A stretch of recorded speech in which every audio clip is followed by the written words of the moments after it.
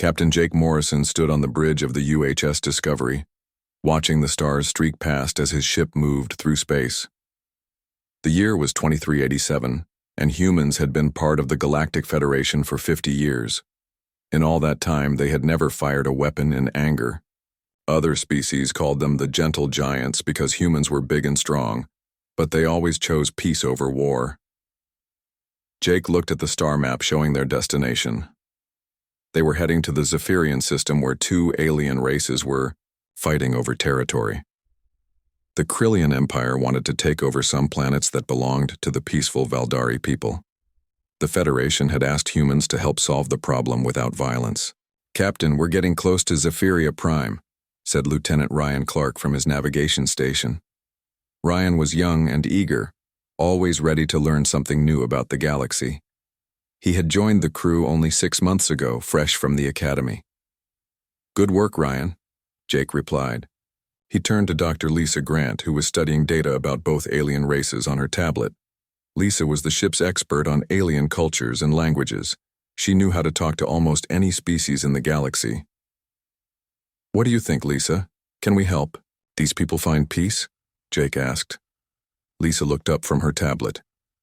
"The Valdari are farmers and artists. They've lived on these planets for 300 years. The Krillians are warriors who want the planets because they have rare metals underground. Both sides think they're right." Jake nodded. This was the kind of problem humans were good at solving. They understood that most fights happened because people were scared or needed something. If you could fix the real problem, the fighting usually stopped. The Discovery dropped out of faster-than-light travel near Zephyria Prime. The planet was beautiful, with blue oceans and green continents. Around it, 2 fleets of ships faced each other. The Valdari ships were small and peaceful-looking. The Krillian ships were big and covered with weapons. "This is Captain Morrison of the human ship Discovery," Jake said into his communicator. "We're here to help you both find a solution that works for everyone." The Krillian commander answered first. His voice was rough and angry. "Humans should not interfere in Krillian business. These planets belong to us now." Then the Valdari leader spoke. Her voice was soft and worried. "Please help us, Captain Morrison. The Krillians say they will attack if we don't leave our homes." Jake had dealt with situations like this many times before. The key was to understand what each side really needed, not just what they said they wanted. "Commander Vex of the Krillian fleet," Jake said, "your empire needs rare metals for your technology.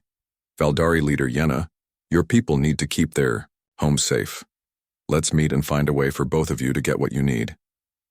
It took 3 days of meetings, but Jake and Lisa helped both sides reach an agreement. The Valdari would mine the metals and sell them to the Krillians at a fair price. The Krillians would protect Valdari trade ships from space pirates. Everyone got what they needed, and no one had to fight. As the alien fleets went their separate ways, Ryan watched from the bridge. "Captain, how do you always know what to say to make them stop fighting?"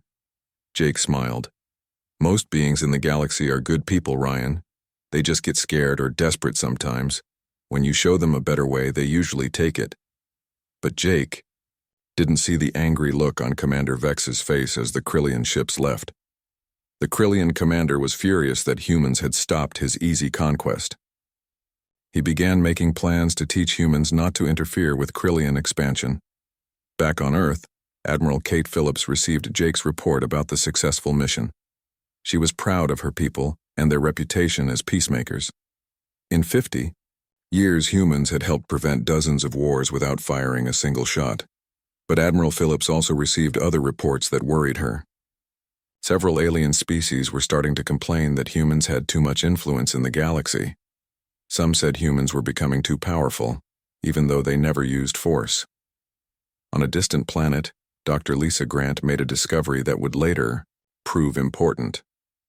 While exploring ancient ruins, she found stone tablets with writing in a language she had never seen before. When she translated them, the message was strange and frightening. The tablets told about a species called the Sleeping, giants who wake only when pushed too far. The ancient aliens wrote about warriors who had once ruled this part of the galaxy, but who had chosen to sleep and become peaceful. The tablets warned that if anyone was foolish enough to attack these sleeping giants, they would remember how to be warriors again. Lisa didn't understand what the tablets meant, but she felt a chill as she read them. She decided to study them more when she got back to Earth. Meanwhile, Lieutenant Ryan Clark was learning his job on the Discovery. He was good at reading star charts and plotting courses between planets. Part of his job was to watch for unusual activity in space. Lately, he had noticed that Krillian military ships were moving around more than usual. They seemed to be gathering in certain areas of space. When Ryan told Captain Morrison about this, Jake didn't seem worried. The Krillians are always moving. Their ships around, Ryan. They like to show off their military power. It's probably nothing to worry about. But Ryan kept watching and making notes. Something felt wrong about the way the Krillian ships were moving. It looked like they were getting ready for something big. In the Federation Council chambers, Ambassador Helen Carter represented humanity in meetings with other alien species. Helen was smart and patient, good at helping different species work together. But lately she had noticed that some council members seemed annoyed when humans spoke up in meetings. "The humans are always telling us how to solve our problems," complained the representative from the Thax Empire. "Maybe they should worry about their own business instead of everyone else's." Ambassador Carter tried to explain that humans only wanted to help keep peace in the galaxy. But she could see that some species were starting to resent human involvement in galactic affairs. What none of the humans knew was that their reputation for peace was being seen as weakness by some species. The Krillian Empire had started secret meetings with other aggressive races. They were planning something that would test whether humans were really as gentle as they seemed. Commander Vex had not forgotten his anger at being stopped from conquering the Valdari planets. He told other Krillian leaders that humans were making the galaxy soft and weak. He argued that strong species should take what they wanted, not ask permission from peaceful farmers and artists.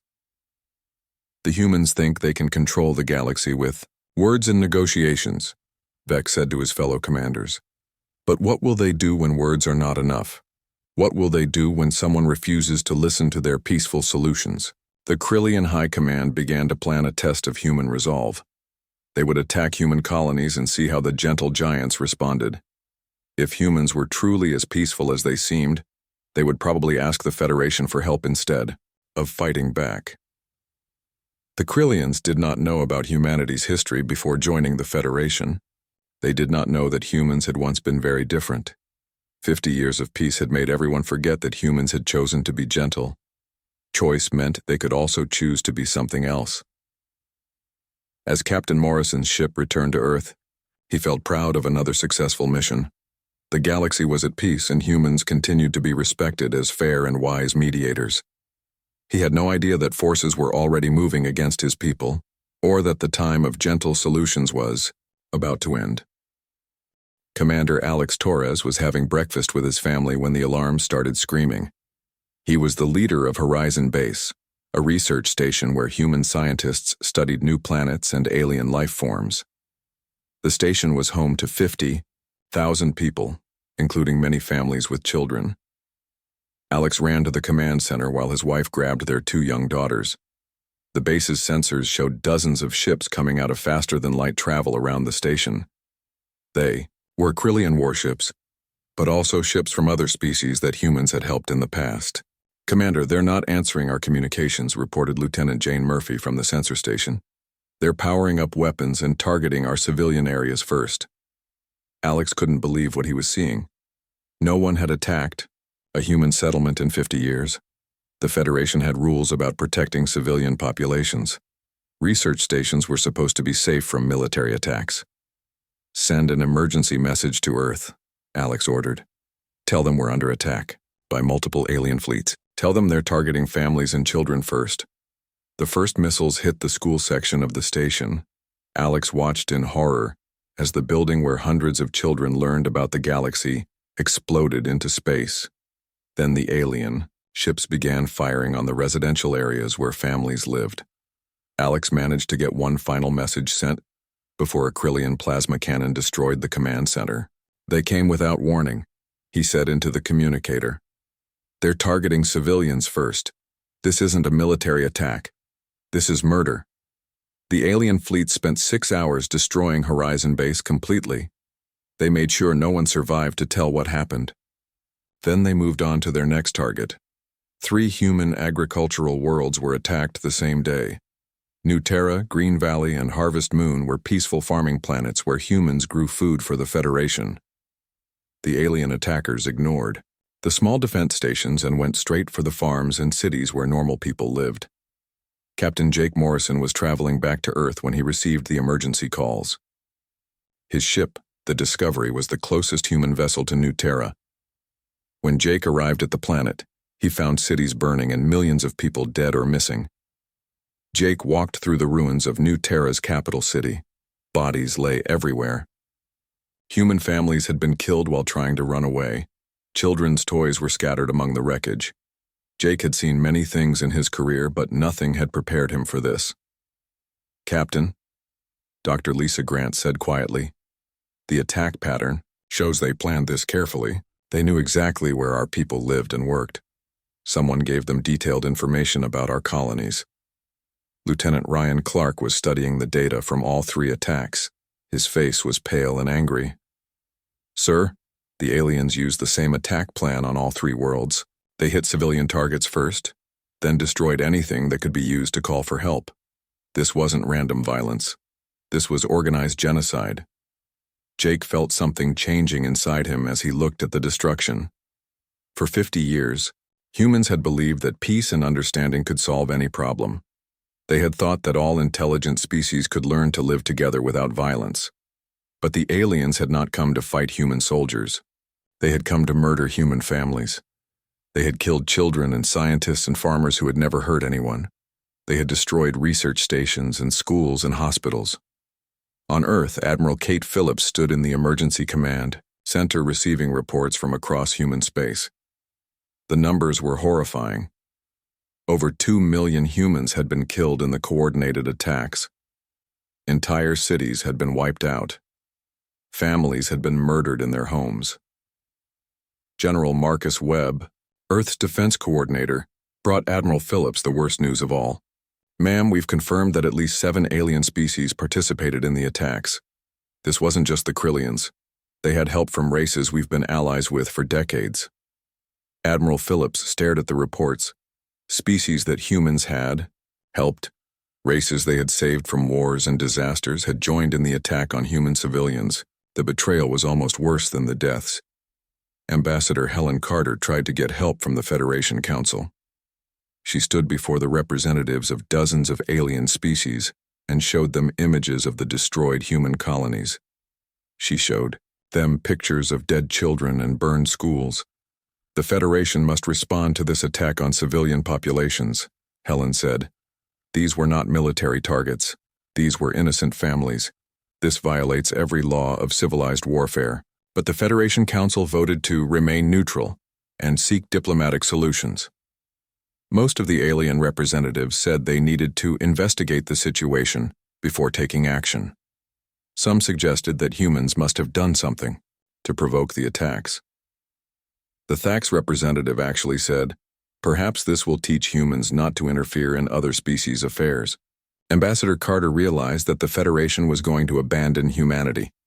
The other species were either too afraid to help or secretly glad that someone had taught the humans a lesson. 50 years of friendship and cooperation meant nothing when humans needed help. When Admiral Phillips received Ambassador Carter's report, she felt something break inside her chest. The galaxy had watched human families being murdered and chosen to do nothing.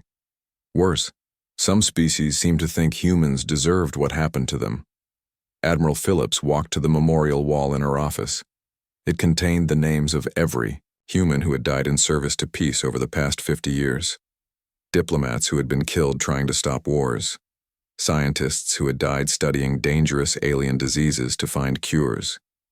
Engineers who had sacrificed their lives building stations to help other species. Now she would have to add 2 million more names to that wall. 2 million humans who had died because the galaxy thought peaceful humans were weak humans. Dr. Lisa Grant was analyzing the alien attack patterns when she remembered the ancient tablets she had found on the distant planet. The tablets that warned about sleeping giants who wake only when pushed too far. She began to understand what the ancient aliens had been trying to say. The tablets were not about some mythical species. They were about humans.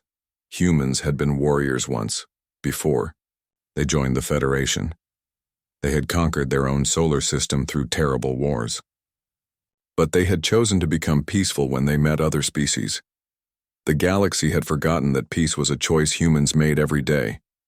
They thought humans were naturally gentle because they had never seen humans choose to be anything else. But choices could be changed. Captain Morrison returned to Earth with survivors from New Terra. Many of them were injured. Some had lost their entire families. As Jake watched the survivors being taken to hospitals, he thought about all the times he had convinced alien species to choose peace over war. Now aliens had chosen war over peace. They had chosen to murder human children instead of fighting, human soldiers. They had shown humans exactly what they thought of 50 years of friendship and cooperation. Jake went to see Admiral Phillips in her office. She was standing at the memorial wall, looking at all the names of peaceful humans who had died serving the galaxy. "Admiral," Jake said quietly, "what are your orders?" Admiral Phillips turned around. Jake was shocked to see that her eyes had changed. They were still sad, but there was something else there now, something that had been sleeping for 50 years. "Captain Morrison," Admiral Phillips said, "the galaxy has forgotten what we chose to leave behind. They will remember." Jake understood what she meant. The attacks had not just killed 2 million humans. They had killed the idea that peace was always possible. They had killed humanity's faith in the goodness of other species. The gentle giants were waking up, and the galaxy was about to learn why humans had chosen to be gentle in the first place. Admiral Kate Phillips stood before cameras that would broadcast her message to every human colony in the galaxy. Behind her was the memorial wall with 2 million new names added in gold letters. Her uniform was perfectly pressed, but her eyes held something that had not been seen in 50 years. "People of humanity," she began, her voice calm, but carrying an edge that made listeners pay attention. 3 days ago, our colonies were attacked by species we called friends. They murdered our families. They killed our children. They destroyed our schools and hospitals. She paused, letting the words sink in. The Federation Council has voted to remain neutral. They will not help us. They will not protect us. Some have suggested we deserved what happened. Admiral Phillips stepped closer to the camera. "The galaxy has forgotten what we chose to leave behind 50 years ago. They think our mercy was weakness. They think our peace came from fear. They are about to learn the difference." Across human space, people watched their admiral speak with growing understanding. The time for gentle words was over. Effective immediately, all human colonies will begin full military production. All exploration ships will return to human space. We withdraw from the Federation. From this moment forward, humanity stands alone, and humanity remembers what it chose to forget. On the industrial world of New Pittsburgh, factory manager Tony Walsh received new production orders within an hour of the Admiral's speech. The factories that had been making farming equipment and research tools were now ordered to produce weapons and warships. Tony had fought in the last human war before the Federation, 60 years ago. He remembered what human military technology could do. He also remembered why humans had chosen to put their weapons away. "Sir," asked his assistant, "how are we supposed to build warships? We haven't made military equipment in 50 years. Tony smiled grimly as he pulled out plans that had been locked away for decades. "We never stopped knowing how to build them, son. We just chose not to." The factories began working around the clock. Humans who had spent their lives making peaceful tools now built weapons of war. But these were not the simple weapons humans had used 60 years ago. 50 years of technological advancement had given them ideas for weapons the galaxy had never seen. Colonel Dan Miller received orders to report to Earth from his position commanding exploration teams on the frontier. Dan's teams were officially scientists and diplomats who made contact with new species. Unofficially, they were the most elite soldiers humanity had ever produced. When Dan arrived at Earth, he found thousands of other exploration team leaders gathering at military bases that had supposedly been turned into museums decades ago. It turned out the museums had been cover stories. The bases had been maintained and improved in secret, just in case they were ever needed again. General Marcus, Webb briefed the assembled commanders in a room deep underground. "Gentlemen and ladies, for 50 years you have pretended to be scientists and diplomats. That pretense is over. You are what you have always been, the finest warriors our species has ever produced." Dan looked around at the other commanders.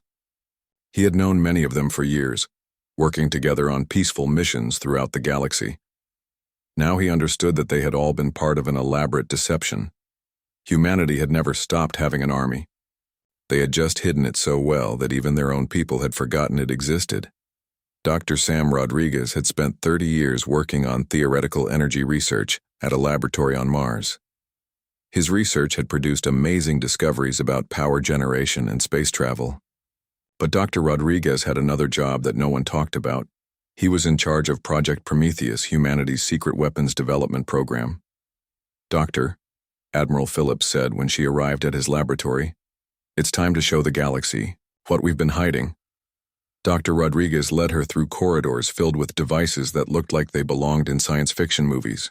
"We've spent 50 years developing weapons we hoped we would never need," he explained. "Energy shields that can stop any known weapon. Plasma cannons that can destroy ships from impossible distances.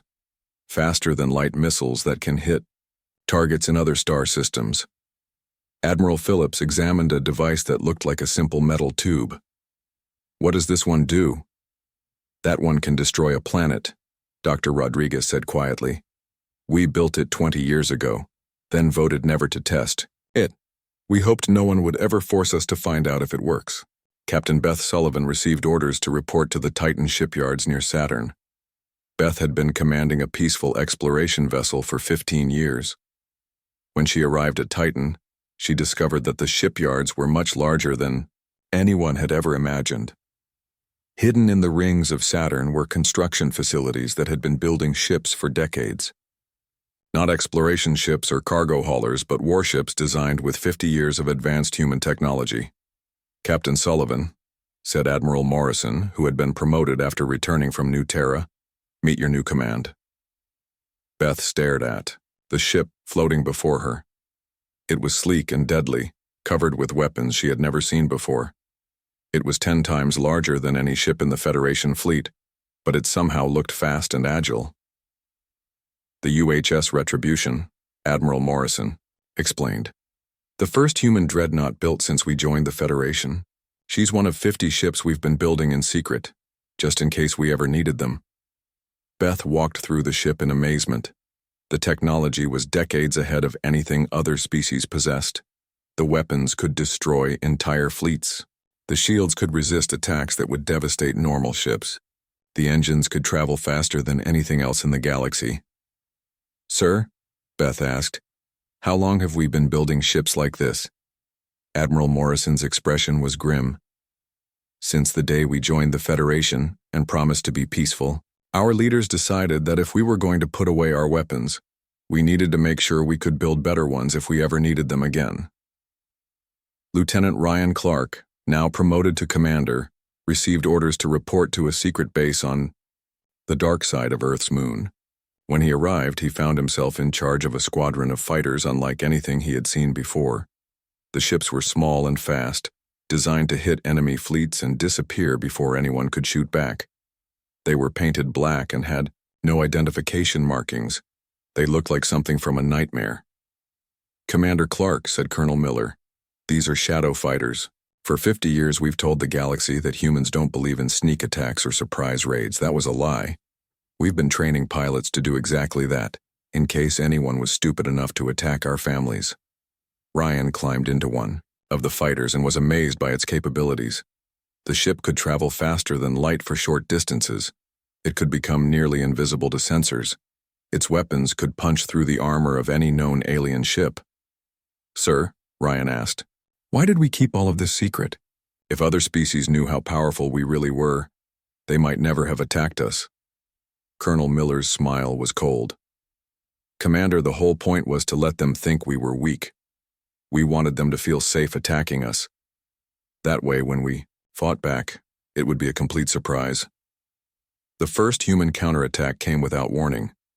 Commander Vex of the Krillian Empire was meeting with other commanders on a military space station when it suddenly exploded around them. No one had seen the attack coming. No sensors had detected incoming missiles. Ryan Clark's shadow fighters had struck the station from faster-than-light travel, fired their weapons, and vanished back into hyperspace before anyone knew they were there. Within minutes, the entire Krillian command structure for that sector was dead. Similar attacks hit targets across the galaxy. Alien military bases that had supported the attacks on human colonies suddenly found themselves under assault by weapons they had never seen before. The attacks were surgical and precise, hitting only military targets while leaving civilian areas untouched. The Federation Council called an emergency meeting to demand that humans stop their attacks immediately. Ambassador Carter attended the meeting, but she was no longer asking for help. The Federation had its chance to protect innocent humans. She told the alien representatives, "You chose to do nothing while our children were murdered. Now you will learn what happens when you force peaceful people to remember how to be warriors." The Thax representative who had said humans deserved to be attacked stood up angrily. "The Federation will not tolerate human aggression. We demand you cease all military actions immediately." Ambassador Carter's reply was calm but terrifying. "The Federation no longer has any authority over humanity. We withdraw from your organization effective immediately. And if any Federation species interfere with human military operations, they will be considered enemies." Admiral Phillips received reports from the first wave of attacks. Human forces had destroyed 12 major alien military installations without losing a single ship.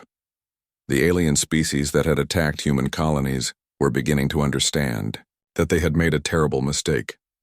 But this was only the beginning. Phillips looked at the memorial wall with its 2 million names and made a decision that would change the galaxy forever. "General Webb," she said, "implement Phase 2. It's time to show them." Commander Vex of the Krillian Empire stood before the Grand War Council, trying to explain how humans had destroyed 3 of their major military bases in a single day. The other alien commanders around the table looked worried and angry. "Enough. Humans are not what we thought," Vex admitted reluctantly. "They have weapons and ships we didn't know existed. Our intelligence was completely wrong about their military capabilities." The Thax Admiral Zek slammed his fist on the table. "Impossible. We've watched humans for 50 years. They're pacifists who solve problems with words, not weapons. A few. Lucky raids don't make them warriors." But Admiral Roth of the Sectani fleet shook her head. "I lost an entire battle group to human ships that appeared from nowhere, destroyed my forces in minutes, then vanished. These weren't lucky raids. This was professional military action by soldiers who knew exactly what they were doing." The alien coalition had grown from 7 species to 15 after the successful attacks on human colonies. Many species had joined because they wanted to share in the victory over the weak humans. Others had been convinced that humanity's growing influence in the galaxy needed to be stopped. Now they were all beginning to worry that they had made a serious mistake. General Cragg of the Mordani Empire brought disturbing news to the Council. "Our spies in human space report massive military production. Entire planets have converted to making weapons and ships. But these aren't simple weapons like we use. The humans are building technology that's decades ahead of anything we possess." Admiral Zek refused to believe it. "You're all being fooled by human propaganda. They want us to think they're strong, so we'll be afraid to attack them. I say we strike at their home world directly, cut off the head of the snake, and the body dies." Commander Vex wasn't sure this was a good idea, but the other alien leaders agreed. They assembled a massive fleet of over 3,000 ships from 15 different species. It was the largest military force the galaxy had seen in centuries. Their target was Earth itself. Admiral Kate Phillips watched the alien fleet approaching human space on her command center screens. Intelligence reports showed ships from species that humanity had helped over the years. Races they had saved from natural disasters. Species they had protected from stronger enemies. Peoples they had fed during famines. All of them coming to destroy the human homeworld. "Admiral," General Webb reported, The alien fleet will reach the outer system in 6 hours. They're not trying to hide their approach. They want us to see them coming. Admiral Phillips nodded. They think we'll surrender when we see how many ships they have. They still don't understand what they're dealing with. She activated the communication system to speak with her fleet commanders. Captain Beth Sullivan in the Retribution, Admiral Morrison with the main battle fleet, Commander Ryan Clark with his shadow fighters, and Colonel Miller with his special forces. The enemy is coming to our home, Admiral Phillips said calmly. They think they can frighten us into submission by threatening Earth. They're about to learn why we chose to be peaceful for 50 years. Show them what human warfare looks like when we stop holding back. The Battle of Sol began when the alien fleet entered the solar system. They expected to face a few dozen human ships defending desperately against overwhelming odds. Instead, they found themselves surrounded by a fleet that seemed to appear out of nowhere. Captain Sullivan's dreadnought Retribution led the charge, its massive weapons tearing through alien ships like they were made of paper. The Retribution's shields absorbed enemy fire without even flickering, while its plasma cannons destroyed enemy dreadnoughts with single shots. But the Retribution was not alone. 49 other human dreadnoughts attacked from different directions, their advanced weapons systems picking off alien ships with terrifying efficiency. The human ships moved in perfect coordination, as if controlled by a single mind. Commander Ryan Clark's shadow fighters struck the rear of the alien formation, appearing and disappearing like ghosts. They targeted enemy command ships, destroying the aliens' ability to coordinate their massive fleet. Within an hour, the alien forces were scattered and confused. Colonel Miller's special forces had infiltrated several alien ships before the battle even began. They sabotaged enemy weapons and engines from the inside, then escaped in small ships that the aliens never saw coming. Admiral Morrison commanded the human fleet with skills that amazed even his own officers. He seemed to know exactly where every enemy ship would be and what they would do next.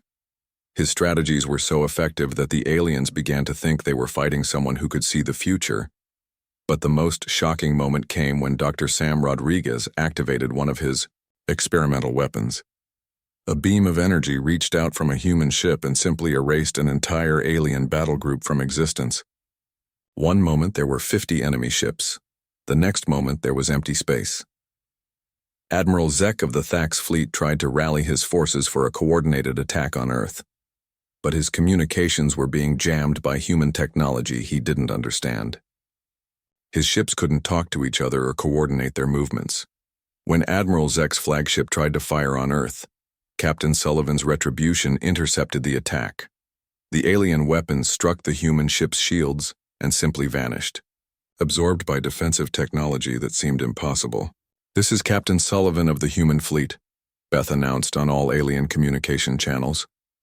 "You came here to destroy our families and our home, but you made a mistake. You thought peace made us weak. You forgot that we chose to be peaceful. Choice means we can choose something else." The Retribution's main weapons fired once. Admiral Zek's massive flagship, the pride of the Thax fleet, broke apart and exploded. The explosion was so bright it could be seen from Earth's surface. Within 6 hours, the alien fleet was destroyed. 3,000 ships from 15 different species had been reduced to wreckage floating in space around Earth. The human fleet had not lost a single ship, but Admiral Phillips was not finished. As the surviving alien ships tried to retreat, she gave an order that chilled everyone who heard it. "No survivors," she said quietly. "They came here to commit genocide against our species. Make sure they never get the chance to try again." The shadow fighters hunted down every fleeing alien ship. None of them made it back to their home worlds to report what had happened. The galaxy would learn about the Battle of Sol only when human ships arrived to tell them. Dr. Lisa Grant made another disturbing discovery while analyzing data from the battle. The alien fleet had carried weapons designed specifically to kill human civilians. Gas bombs meant to poison entire cities. Biological weapons that would have caused horrible diseases. Nuclear missiles aimed at schools and hospitals. "Admiral," Lisa reported, "this wasn't just a military attack. They brought weapons of mass destruction specifically designed to murder every human on Earth. They were planning complete genocide of our species. Admiral Phillips felt the last of her mercy die. The aliens hadn't just wanted to defeat humanity in battle. They had wanted to wipe out every human man, woman, and child in the galaxy. They had come to Earth planning to commit the complete destruction of an entire species. "General Webb," Admiral Phillips said, "activate the final phase of Operation Prometheus. It's time to end this war." Colonel Miller received new orders that made him smile grimly. His Special Forces teams, scattered throughout alien space, began implementing plans they had spent decades preparing. Plans that would bring the war directly to the aliens' homeworlds. Commander Ryan Clark led his shadow fighters on missions deep into enemy territory. They were no longer just hitting military targets. They were going after the alien leaders, who had ordered the genocide of humanity.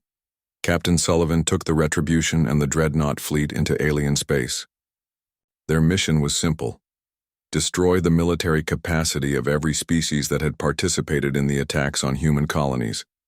But the most important mission belonged to Dr. Sam Rodriguez and his team of scientists. They were implementing a plan that would ensure no alien species would ever threaten humanity again. Admiral Phillips stood in her command center, watching reports come in from across the galaxy. Human forces were systematically destroying the military infrastructure of 15 different alien civilizations. The species that had thought humans were weak were learning what human strength really looked like. She looked at the memorial wall with its 2 million names. "You will be avenged," she promised the dead. "And this will never happen again." The galaxy was about to discover that when you force peaceful people to become warriors, you create the most dangerous enemies possible. Because peaceful people understand exactly how terrible war can be, and they fight to end it as quickly as possible, even if that means ending their enemies permanently. 6 months after the Battle of Sol, Commander Vex sat in a prison cell on what used to be the Krillian homeworld. Outside his window, he could see human ships patrolling the skies. The Krillian Empire, which had ruled a dozen star systems for 3 centuries, no longer existed. The humans had not simply defeated the Krillian military. They had systematically dismantled the entire empire in a campaign that lasted only 3 weeks. Krillian fleets had been destroyed, their leaders captured or killed, their planets occupied by human forces. But the humans had done something that surprised everyone, including Vex. They had not hurt civilian populations. Human soldiers protected Krillian families and made sure they had food and medical care. Children went to school under human guard. Hospitals operated normally with human doctors helping alien patients. The humans had come as conquerors, but they acted like protectors. Colonel Dan Miller walked into Vex's cell carrying a tablet with legal documents. Miller had led the assault on the Krillian capital, personally capturing the alien commander who had started the war. "Commander Vex," Miller said formally, "you have been found guilty of crimes against humanity by the Human Military Tribunal. The sentence is death." Vex had expected this.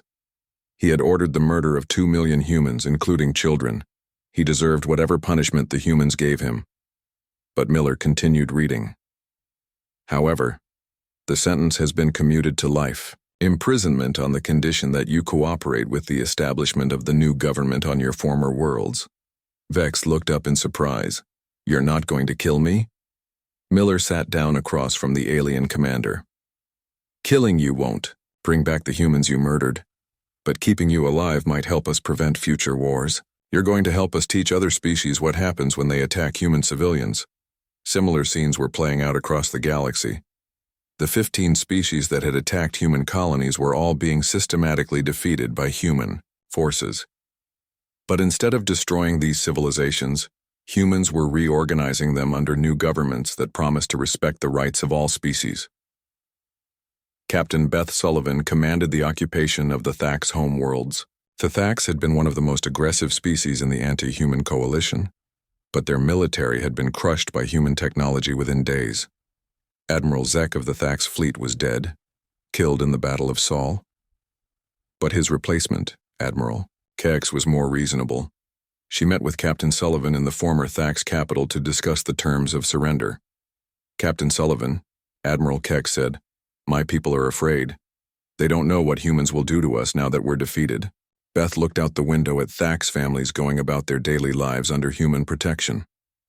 Admiral, we didn't come here to hurt your people. We came to make sure they never hurt ours again. She handed Admiral Kex a document outlining the new government structure for Thak's space. Your people will elect their own leaders, but those leaders will answer to the human Concordat. You'll have full autonomy in your internal affairs, but your military will be limited and monitored. Admiral Kex read the document with growing amazement. You're giving us self-government, even after we tried to destroy your species? Your leaders tried to destroy us, Beth corrected. Your people were just following orders. We know the difference between soldiers and civilians, between leaders and followers. We hold people responsible for their own actions, not the actions of their governments. The human Concordat was Admiral Phillips' solution to the problem of galactic governance. Instead of ruling conquered territories directly, humans would oversee a new organization that guaranteed the rights of all species while preventing future wars. Ambassador Helen Carter, now promoted to Secretary General of the Concordat, explained the new system to representatives from across the galaxy. They met in a massive space station built in neutral territory, far from any species' homeworld. The old Federation failed because it had no way to stop aggressive species from attacking peaceful ones, Helen explained. The Concordat will have that power. Human forces will act as galactic peacekeepers, preventing wars before they start. The alien representatives listened nervously. Most of their species had remained neutral during the war, but they had also done nothing to help humans when they were being attacked. Now they worried about human revenge. What about species that remained neutral? Asked the Valdari representative. These were the peaceful farmers that humans had originally helped against Krillian aggression. Helen smiled. Species that remained neutral or actively helped humans will be treated as full partners in the Concordat. You'll have voting rights and equal representation. We don't blame you for the Federation's failures. But her expression grew serious. Species that supported the attacks on human colonies will have restricted status until they prove they can be trusted again. And any species that threatens civilians of any race will face immediate human intervention. Dr. Sam Rodriguez was working on the most important project of the post-war period. His team of scientists was developing technology to monitor the entire galaxy for signs of military buildup or preparation for aggressive war. The idea is simple, he explained to Admiral Phillips. We'll have sensors throughout galactic space that can detect when any species starts building large fleets or developing new weapons. We'll know about potential threats before they become actual threats. Admiral Phillips examined the monitoring system. And if we detect a species preparing for aggressive war, we pay them a visit, Dr. Rodriguez said simply. We explain that we know what they're doing and offer to help them solve their problems peacefully. Most species will choose to cooperate rather than face human military intervention. The monitoring system was more than just sensors. It was a message to the entire galaxy that humans were watching, that they would never again be caught off guard by a surprise attack on civilian populations. Commander Ryan Clark had been promoted to admiral and given command of the Concordat patrol fleet. His job was to travel throughout the galaxy, showing the human flag and reminding everyone that peaceful behavior was expected and enforced. Ryan's ships visited star systems that had supported the anti-human coalition, not as conquerors, but as representatives of the new galactic order. They brought food and medical supplies to war-damaged worlds. They helped rebuild infrastructure destroyed in the fighting. But they also served as a reminder. The sleek human ships with their advanced weapons showed everyone what would happen if anyone tried to repeat the attacks on human civilians. On the former Krillian capital world, Ryan met with local leaders who were struggling to establish a new democratic government. Admiral Clark, asked the new Prime Minister, how long will human forces remain in our space? Ryan considered the question carefully. Until we're convinced that your people understand why we're here. The Krillian Empire murdered 2 million humans, including children. We're here to make sure that never happens again, anywhere in the galaxy. The Prime Minister nodded. My people are learning about what our former leaders did. Many of them are ashamed. They want to make amends somehow. The Best way to make amends, Ryan replied, is to build a peaceful society that respects the rights of all species. Show the galaxy that former enemies can become trusted allies. Admiral Phillips stood once again before the memorial wall in her office. But now it looked different. The 2 million names were still there in gold letters, but they were surrounded by new additions. The names of human soldiers who had died in the war, but also the names of alien civilians who had been killed in the fighting. General Webb joined her as she looked at the wall. Any regrets, Admiral? Phillips considered the question. I regret that it was necessary. I regret that 2 million humans had to die before the galaxy learned to respect us. But I don't regret what we did in response. She pointed to a section of the wall. These names represent children who were murdered because aliens thought humans were weak. Those children deserve better from us. They deserve protection we couldn't give them in time. General Webb nodded. And now? Now every human child in the galaxy is protected by the most powerful military force in history. No one will ever again mistake our choice for peace as inability to wage war. Dr. Lisa Grant had finally finished her study of the ancient tablets she had discovered before the war. The tablets told the story of an ancient species that had once ruled this part of the galaxy through military might, but they had grown tired of constant warfare and chosen to become peaceful explorers and scientists. The tablets were a warning left by humanity's own ancestors, who had settled in this galaxy thousands of years before. They had warned that if anyone attacked their descendants, those descendants would remember their warrior heritage. The tablets were left by humans, Lisa explained to Admiral Phillips. Our own people, from when we first came to this galaxy. They knew that someday we might need to remember what we had chosen to forget. Admiral Phillips smiled grimly. Our ancestors understood something the other species didn't. Peace is not the absence of the ability to wage war.